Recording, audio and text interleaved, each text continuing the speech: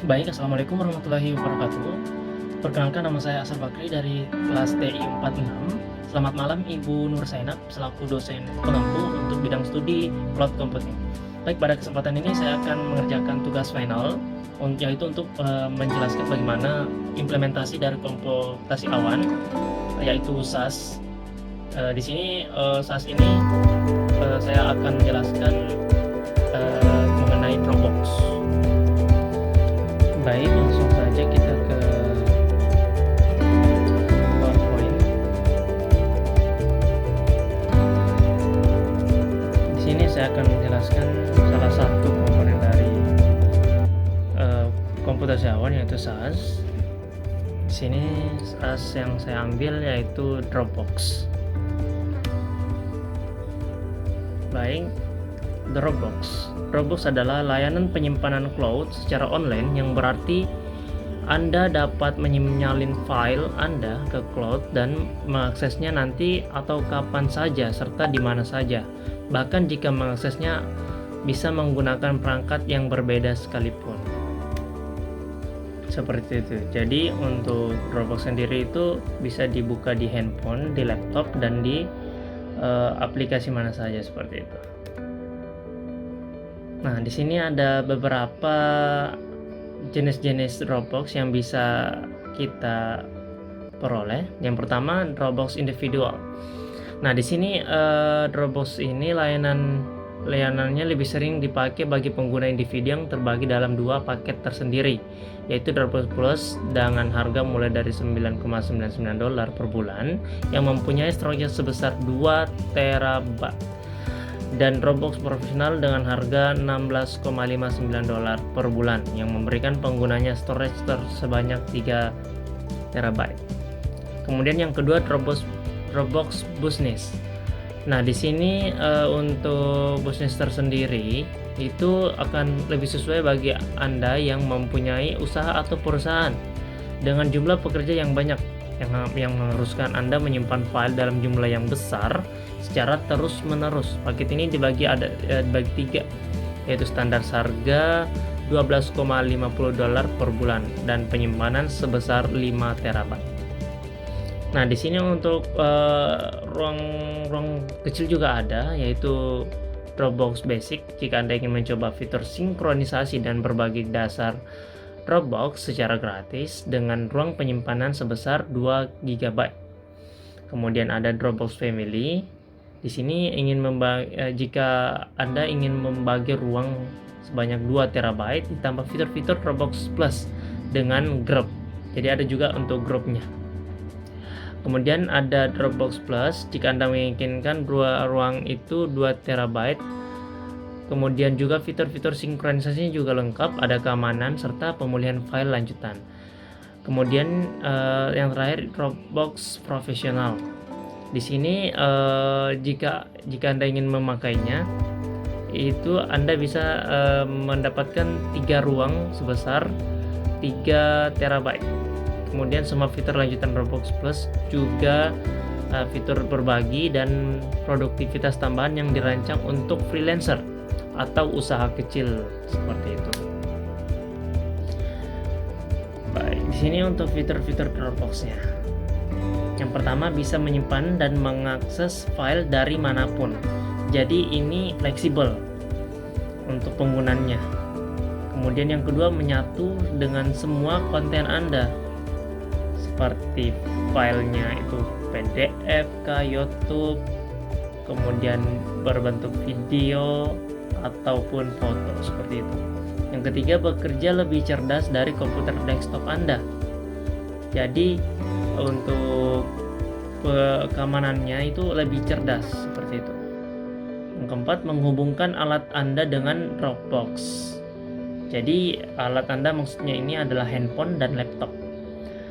Dropbox Paper. Kemudian yang terakhir adalah selalu mengikuti perkembangan. Jadi kalau misalkan ada fitur terbaru atau updatean tentang Dropbox itu tersendiri, itu akan selalu terupgrade, selalu mengikuti perkembangan zaman dan mengikuti kecanggihan teknologi seperti itu.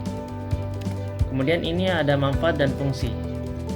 Di sini untuk manfaat dan fungsi Dropbox tersendiri, yang pertama itu bisa menyimpan sekaligus mengamankan file. Layanan ini lebih sering dimanfaatkan untuk menyimpan berbagai file dan juga mengamankan data-data penggunanya. Jadi untuk keamanannya itu terjamin. Yang kedua, mampu membawa dan membuka data di mana saja. Jadi penyimpanan model lama yang mengharuskan Anda menenteng hard disk maupun pen drive ataupun flash disk yang kecil saat ini tidak lagi relevan, karena biasa kalau misalkan kita membawa file itu misalkan laptop, flash disk, pen drive atau hard disk, nah itu biasanya agak rumit ya, biasa kelupaan dibawa ataupun hilang, tercecer. Nah dengan Dropbox ini kita bisa membukanya dimanapun, itu bisa lewat HP atau bisa pinjam HP orang lain untuk mengakses Dropbox Anda, seperti itu. Yang ketiga, berbagi dan bekerja sama. Fitur ini adalah fitur yang canggih untuk menghubungkan banyak pengguna untuk mengakses satu file yang sama di saat bersamaan tanpa takut terjadinya error ataupun penabrakan data. Jadi di sini maksudnya ini dalam struktur perusahaan. Jadi dalam banyak karyawan, contohnya banyak karyawan yang bisa mengakses satu file di saat bersamaan tanpa takut terjadinya error atau penabrakan data, seperti itu. Kemudian ada berbagi video dan file. Jadi pengguna juga dapat memilih penerima yang hendak mereka bagikan, sehingga pembagian akses akan terjamin kerahasiaannya. Jadi nggak sembarangan juga orang bisa membuka file kita. Kita bisa membagikannya khusus untuk penerima tersendiri atau terkhusus, seperti itu. Kemudian selanjutnya, kemampuan melakukan backup data. Jadi Anda dapat membackup foto-foto atau video, dokumen dan apa saja yang menurut Anda berharga dan penting bagi Anda. Itu sangat bisa untuk membackup. Jadi sebagai kalau misalkan di handphone itu terhapus, itu kan sudah tersave di Dropbox Anda, seperti itu. Kemudian kita beralih ke cara membuat akun Dropbox. Bagaimana sih cara membuat akun Dropbox itu? Caranya yaitu sangat simpel. Itu dengan mendaftar Dropbox, membuat akun dulu di dropbox.com, ada di Google. Kemudian ketik nama dan alamat email Anda menjadi nama pengguna untuk akun Dropbox Anda. Kemudian ketik kata sandi unik yang gampang Anda hafal dan jangan sampai Anda lupa. Kemudian yang keempat, klik kotak untuk menyetujui syarat Dropbox atau centang itu, kemudian klik buat akun. Ini untuk divisi. Nah, kemudian setelah terdaftar, ada juga untuk memasang aplikasinya. Nah, cara memasang Dropbox di perangkat laptop Anda atau PC, itu yang pertama, unduh aplikasi desktop Dropbox ke komputer Anda. Kemudian kita install, jalankan installer, kemudian masuk atau buat akun Dropbox. Ini prosesnya hanya membutuhkan satu akun untuk berapapun perangkat yang Anda bisa sinkronkan, seperti itu. Kemudian bisa juga aplikasi Dropbox ini dipasang di ponsel atau tablet Anda. Nah, seperti itu. Kalau misalkan di handphone itu bisa diunduh di aplikasi mobil Dropbox. Itu ada di App Store ataupun Google Play Store. Jadi bisa di App Store dan Google Play Store. Jadi mudah aksesnya.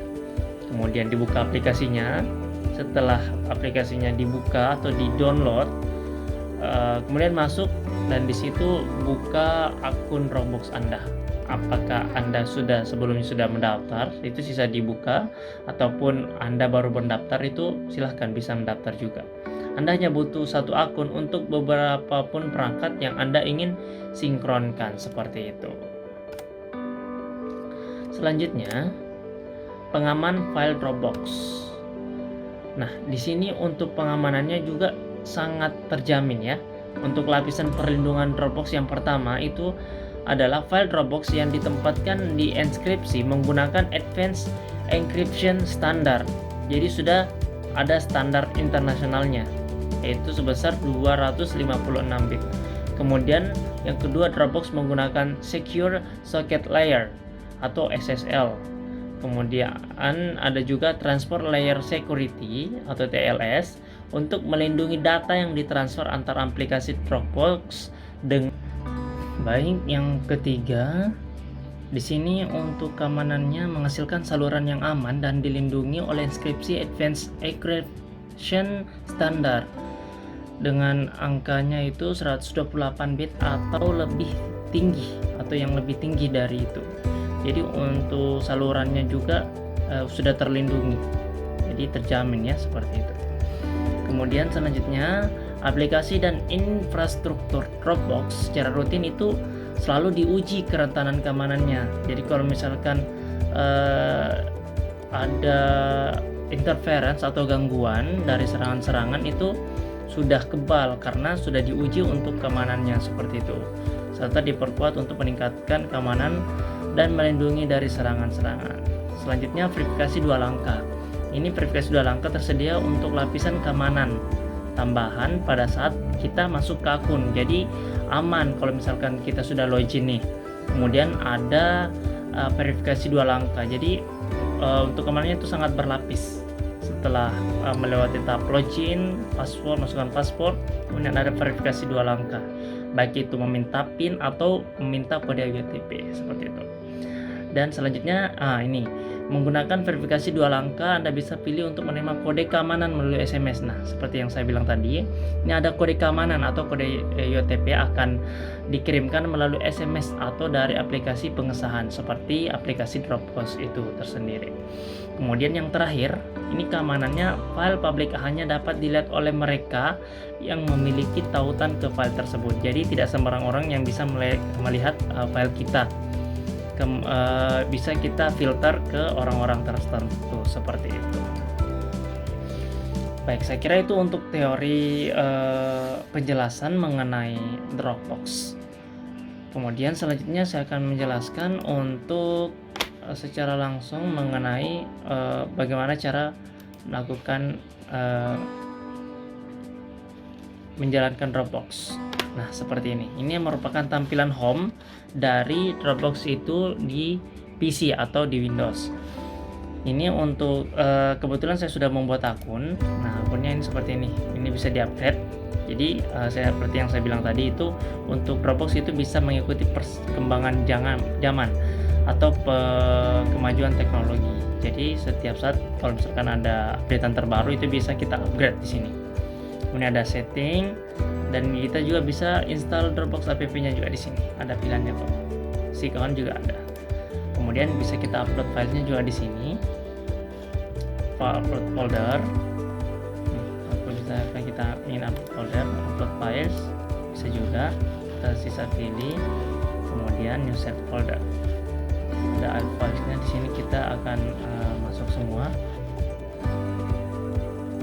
Apa saja yang kita sudah upload di sini. Jadi kita bisa search apa saja yang kita sudah upload untuk memudahkan pencarian, seperti itu. Jadi saya kira itu yang bisa saya sampaikan mengenai aplikasi Dropbox di implementasi komputasi awan ini. Waalaikumsalam.